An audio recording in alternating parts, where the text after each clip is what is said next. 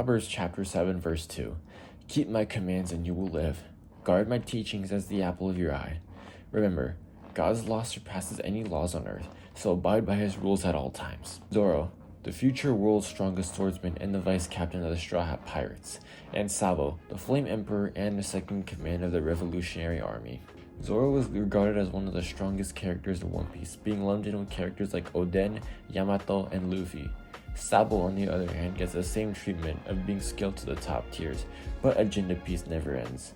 As the title says, I'll be showing who would win between Zoro and Sabo.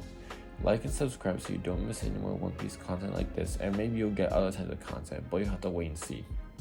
So, here are the rules for this battle. Rule number 1.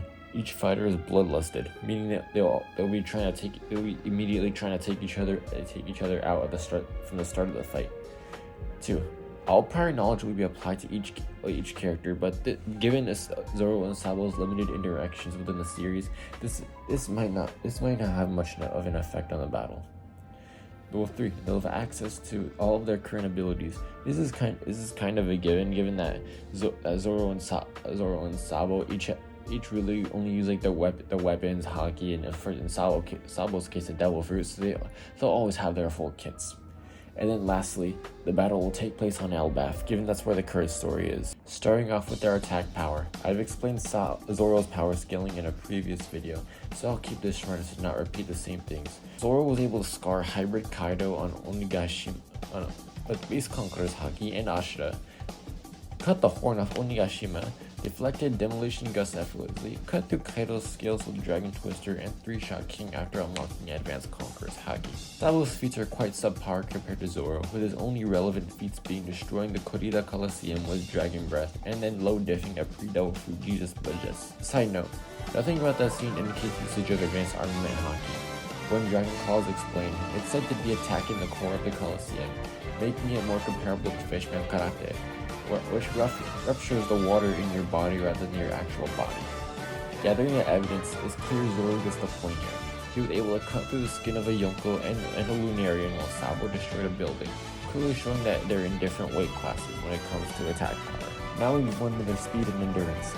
Zoro was able to blitz Kuma and take all of Luffy's pain against Moria while heavily injured in the 3-time skip. And then in Wano, he would react to Kaido and Big Mom several times, reacted to intense conflicts of the sea with 20 to 30 broken bones, kept pace with Flames Off King, who was faster than Marco, who could intercept Kizaru's attacks, and then could tank Thunderbug who were injured and unable to dodge.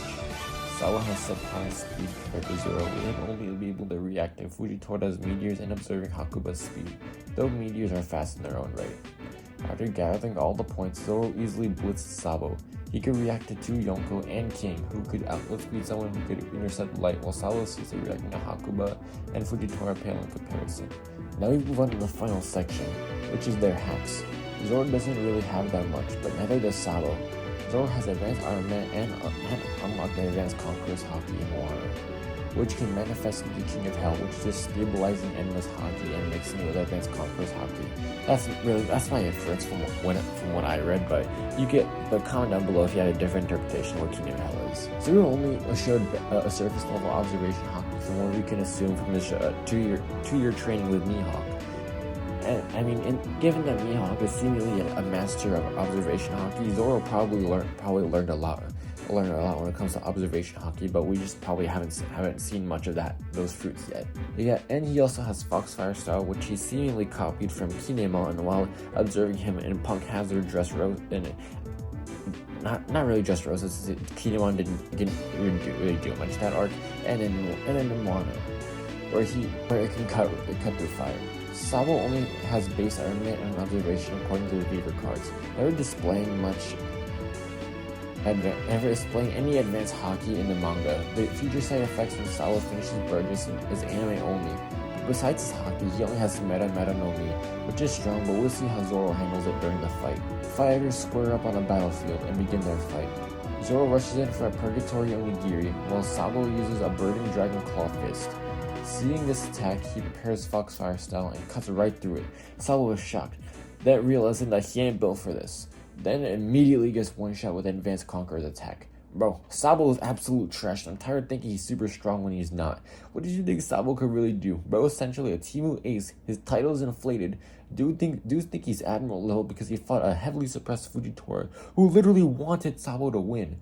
Let me guess, Dressrosa Luffy is Yonko level because he ran the ones with a suppressed Fujitora despite drawing with a first commander and then getting one-shotted by a Yonko.